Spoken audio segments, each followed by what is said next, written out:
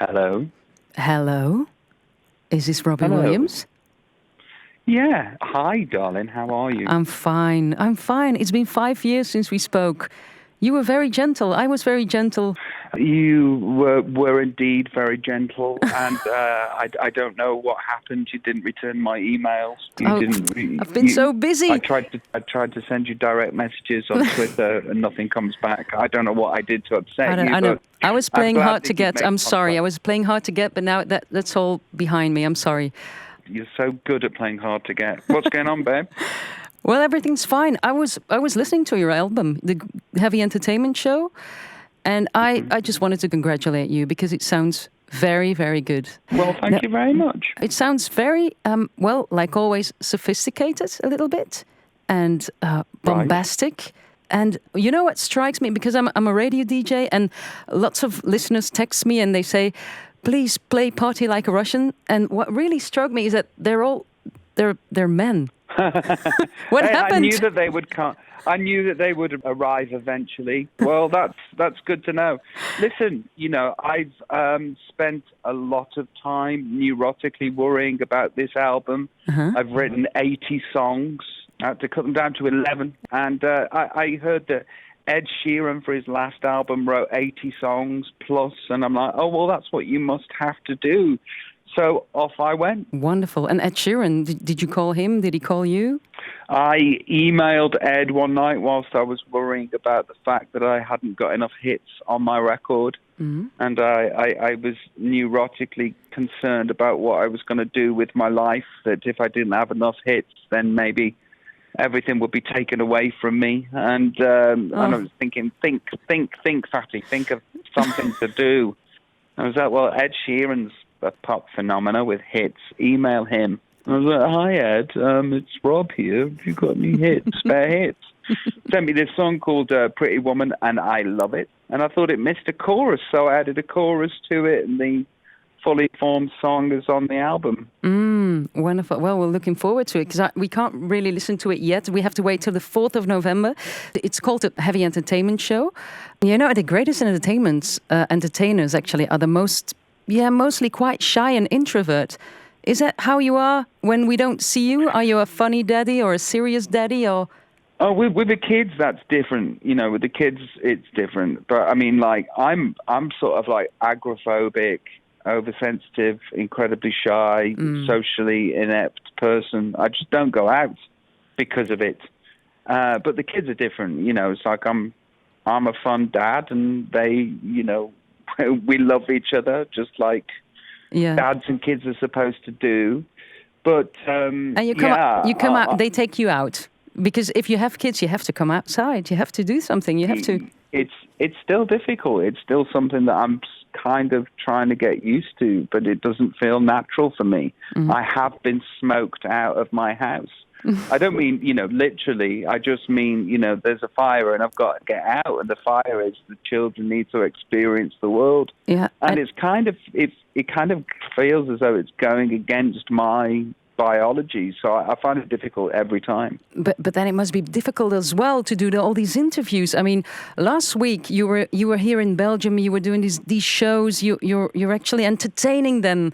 Is it something that you need to prep yourself for? Are you sitting in your waiting room and like, okay, I need to prep myself now. I have to entertain. I asked all the other guests on that show while the adverts were on. I said, were you nervous about coming on this show? And they weren't. The lovely lady, the blonde lady that's the Queen of Belgium, she wasn't nervous. And then the girl band, they were like, oh, well, we were kind of nervous about speaking English.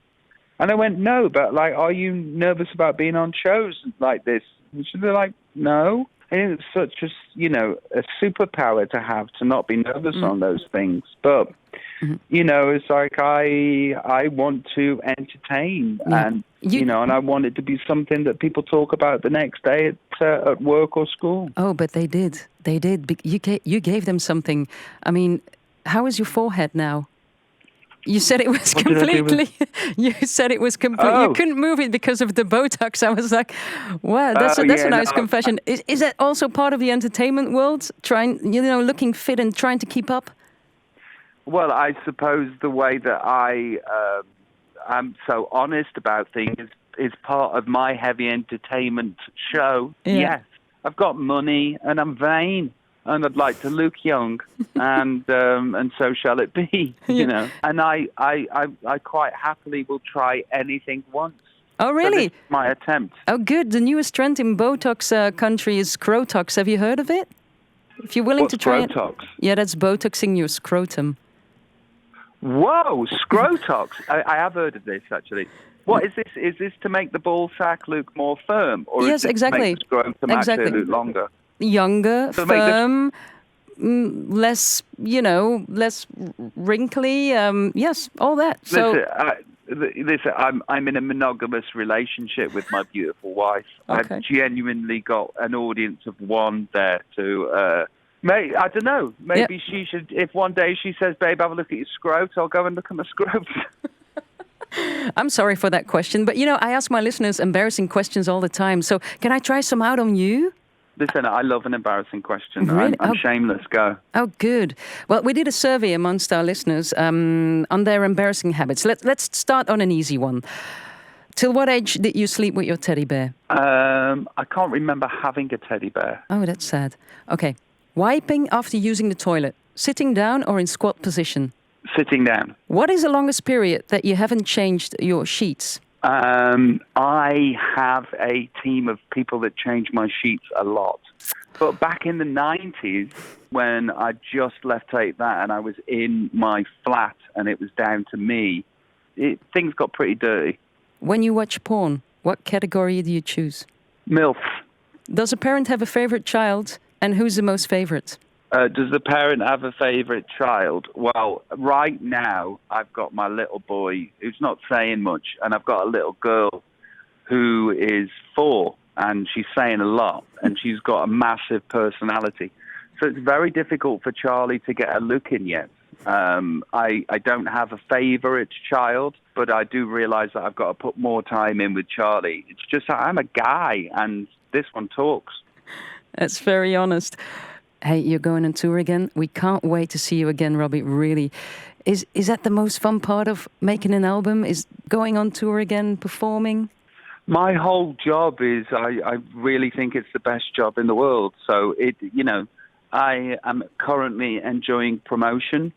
I enjoyed making the record and touring. There will be experiences whilst on tour that will be spiritual and religious, and there'll be other experiences where I'll be too tired to do the show and I'll be really feeling bad, and it'll be a mixture of all of those things, but all the time I do have the best job in the world.